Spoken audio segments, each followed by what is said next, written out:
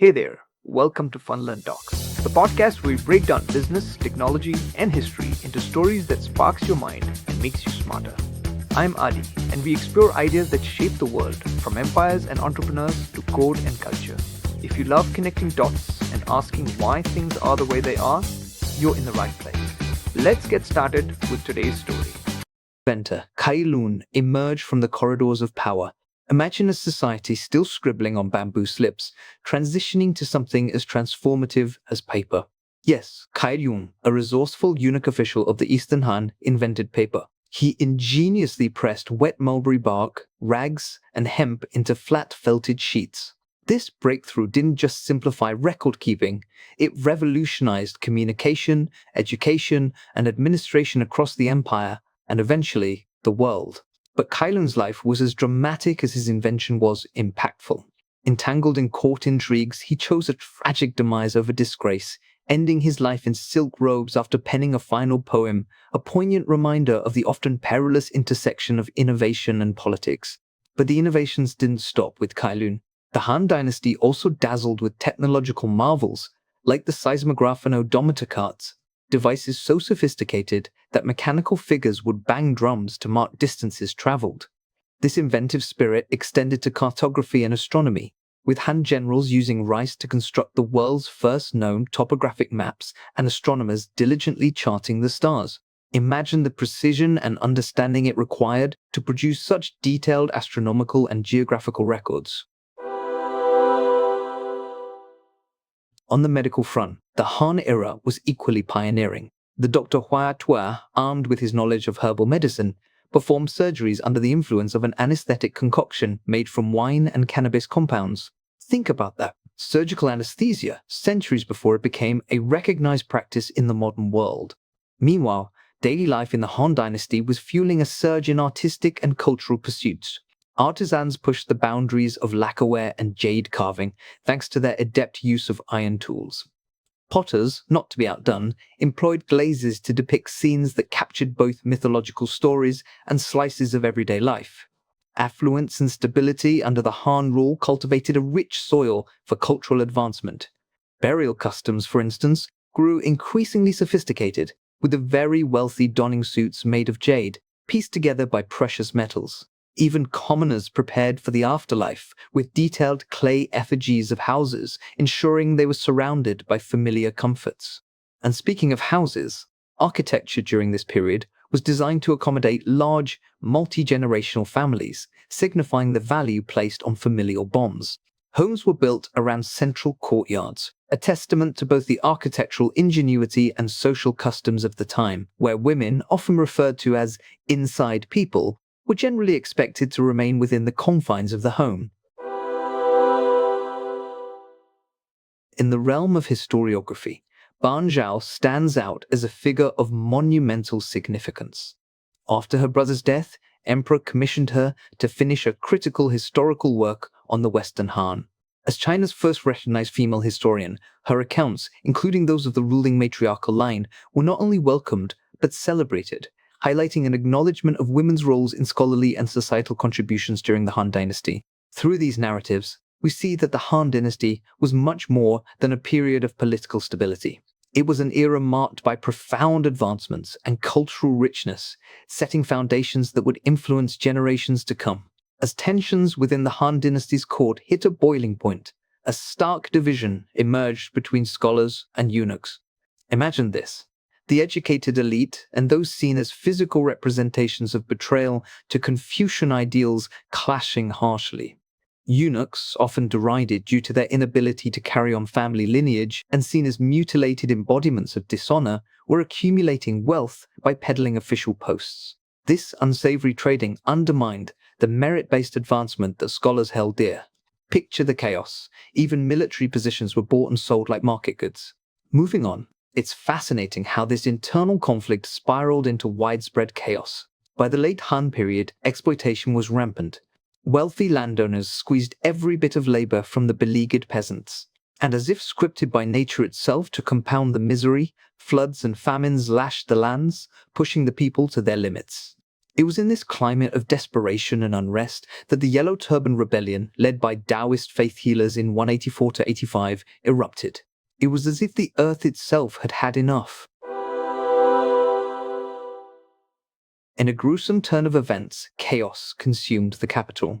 Eunuchs, in a bold but devastating move, assassinated the army commander, shockingly displaying his head at the city's gates.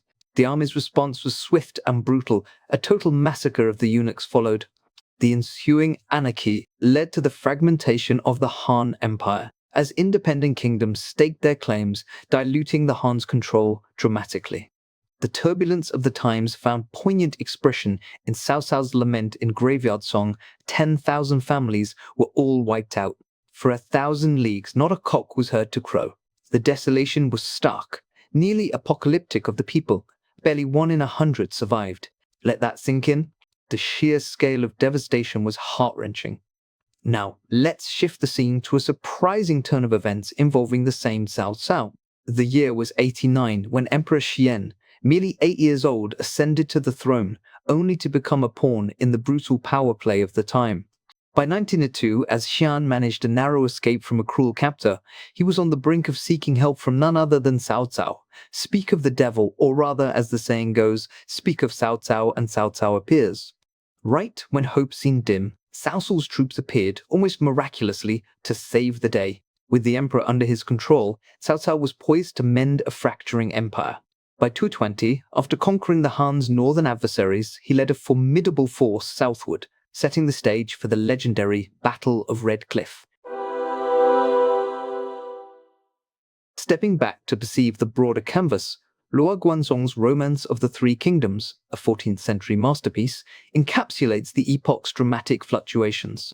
It eloquently states, "In the way of all things under heaven, that which has long been divided must come together, and that which has come together must fall apart."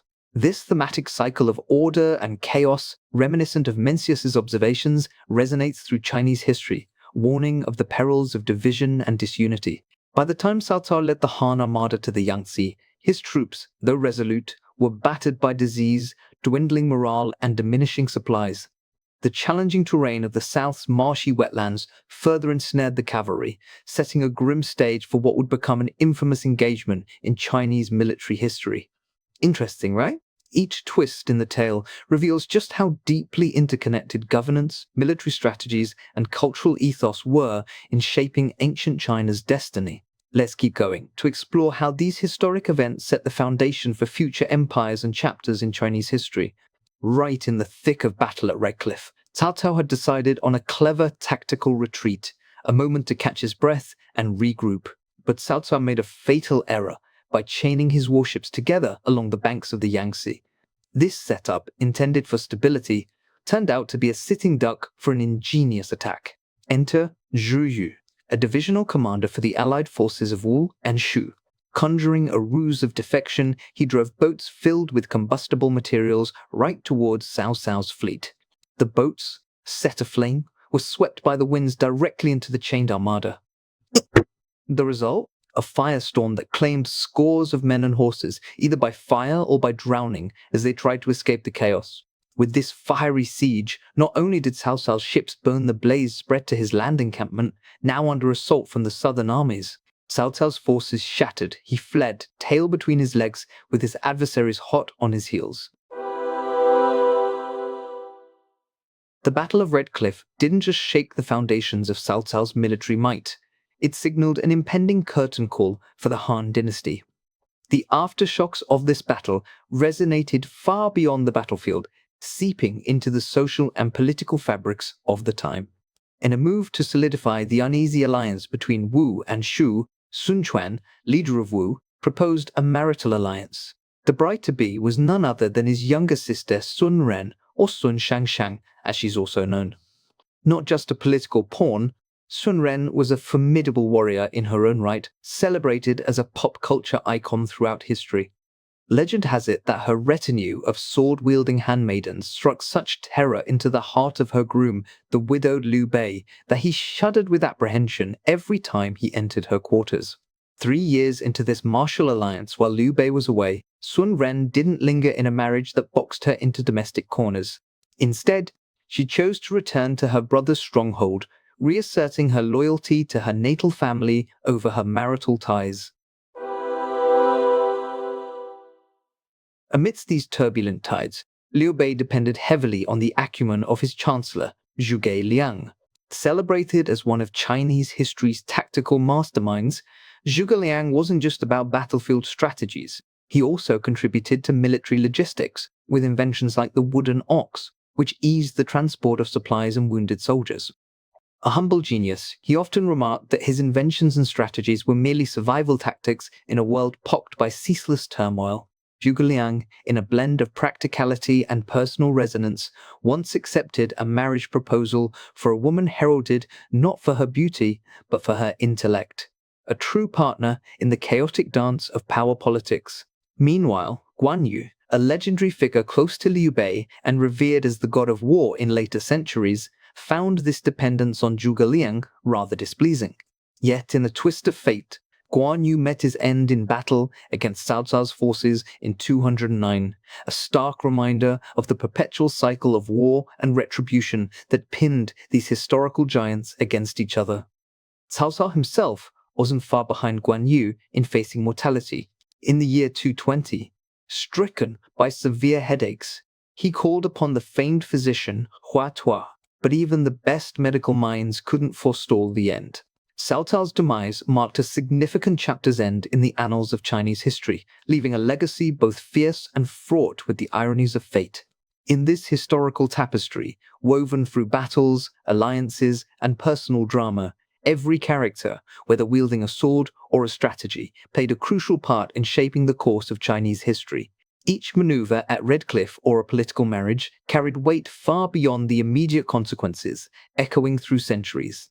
This, indeed, is the fabric of history, complex, colorful, and ceaselessly fascinating, continuing with the remarkable legacies of the Three Kingdoms era. After the death of the formidable Cao Cao, his son Cao Pichu made a decisive move that would end the storied Han Dynasty. Seizing the moment, he compelled the beleaguered Emperor Xian to step down, thereby ringing in the formal closure of the Han Dynasty and heralding his own reign over the newly minted state of Wei. This moment set the stage for continued strife among the states of Wei, Wu, and Shu, infamously known as the Three Kingdoms. It's quite a scene to imagine an empire's transition, not with the clashing of swords, but with the signing of a decree. What's surprising is how Cao Pi, taking the reins, brought about pioneering changes in governance. Under his guidance, Wei introduced China's first comprehensive legal code, laying the groundwork for a system that would influence generations. Moreover, he refined the appointment system for officials, striving for objectivity in a world where family ties often dictated one's rise. Yet, despite aiming for meritocracy, the powerful clans had their ways of skewing the scales to favor their own. Now, imagine a court alive with not just politics, but the vibrant theatrics of eccentric scholars during the reign of the young ruler, Zhengxi. The Wei court became a crucible for trailblazing yet That's it for today's episode on Fun Learn Talks, where stories from business, technology, and history keep your curiosity alive. If you enjoyed the journey, make sure to follow, rate, or share it with a fellow curious mind. And hey, we'd love to hear from you. Drop a comment or connect with us online. I'm Adi, and I'll catch you next time, right here on Fun Learn Talks. Until then, keep learning, keep wondering.